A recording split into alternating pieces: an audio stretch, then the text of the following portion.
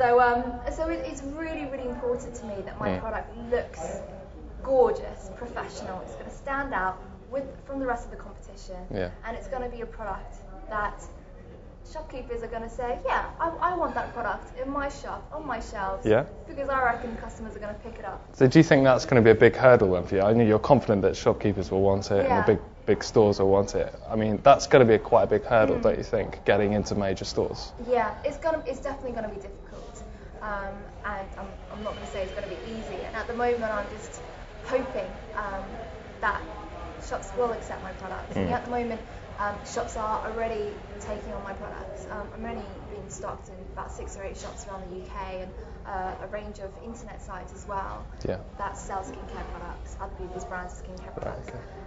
But those are people that have approached me. So I haven't yet gone out and approached anyone to say, please sell my products through your shop. Okay. So when I do that, which will be next year, I want to have a really, really strong product. Okay. So they can't say no. Right, okay. Well, best of luck with that. So before your rebrand and everything, you put together Tropic Skincare in its fundamental brand. Yeah. How did you, I'm interested to know how you kind of developed that brand. Were there people around you advising you, or was it you kind of as a headstrong entrepreneur saying, I want this, this, this and this, and did you kind of design it yourself almost? In terms of the entire product, when I first started it out, I had very, very little funding. And I knew that I wanted to go for a more natural product rather than your traditional chemical-based products that are available in supermarket shelves. So I just did a load of my research online, looked at what ingredients are good for your skin, what isn't, and the final testing stage, I just called up a cosmetic chemist, and then he did all the safety assessments for me and said, it's okay to put on the market. There's nothing bad in this product, let's go. Right. And in terms of design of my logo, the packaging, you know, I did this when I was 16. I didn't even have Photoshop on my computer. I did all of that in Paint. No I'm not even way. joking. I used Word and Paint, and I did screenshots. So I would type the words in Word, coloured with the font, whatever, and then I did a screenshot and I did a paste in Paint, and then sent it off to the label printing people in the UK, and they're like, this is way too low res, and I'm like, well, that's my design, can you guys just make it for me again? And I had to really beg them, because I was ordering such tiny quantities, like 100 labels or 200 labels, and they're like, no, our minimum is at least 4,000 or 5,000.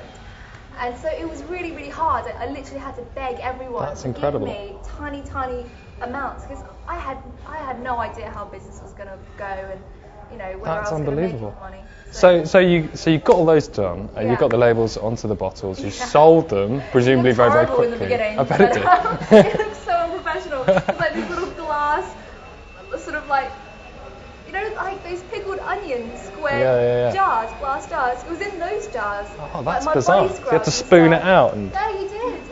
It just looked awful. But I think, my products, they weren't selling at a supermarket shelf. They were a demonstrational product that I would demonstrate. People would love it when they try it and say, oh, skin feels great, I'm going to take one. They don't really care about the packaging and stuff. Yeah, exactly. So I still, it was that rubbish product that put me through university and stuff. Yeah. And so how did... Packaging wasn't too important back then. I'm interested to know how that developed then, because obviously, you went to the packages and the label makers and whatever, and you kind of had to beg them the first time. Did you come back with more money, and was it that quick, that kind of expansion, or did you kind of keep having to beg people for favours kind of thing? Was it a slow progression, I guess is what I'm saying, or was it quick? Well, it was slow progression for me, because I always ran my business alongside my studies. My studies for me was always my main focus. So I always say 80% of my time was on my degree, my education, and then 20% would be on my business. So in the beginning it was very, very slow. I started off with, I think I bought 10 jars, I got 100 labels. What I put inside the jars was brilliant, and that was what sold it. And I used to just demonstrate on people, just be like, look, just try a little bit on your hands and see how you feel. And they'll buy it, so it would be £20 per jar. If I sold 10, that's 200 quid. And then I could, then use that 200 quid to buy more jars. 20 and more and more. 20 quid for a jar? You must have been an amazing seller. It was a good product. It was genuinely a good product. If you tried it, Mark, you would not be able to walk away without buying it. Would I not? It makes your skin feel amazing. Really? Wow. I started off with just one product. It's currently called my Body Smooth product. It's like a body scrub that makes your skin feel amazing. And then just, starting off with that tiny amount, and then every day I make a little bit more money. I save the money from what's left over from, living expenses and stuff.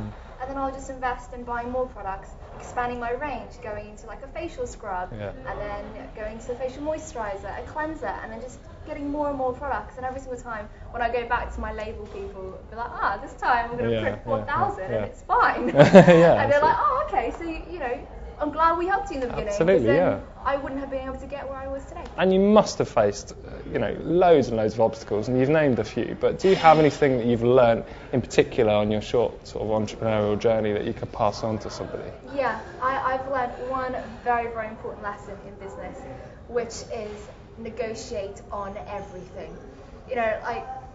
When I used to get phone calls about advertising in magazines, for my products, doing exhibitions, buying stock, labels, raw ingredients, manufacturing, everything, people try to rip you off, and they, if you come across as, oh yeah, I'm a big company, I'm going to do this, which is what I initially tried to come across as, they think, so you're a big shot, fine. This is normally 10 quid, but I'm going to charge you 50. Right. So you've got to play it right. So you've got to get in, use your social skills, befriend your suppliers, and negotiate. Yeah.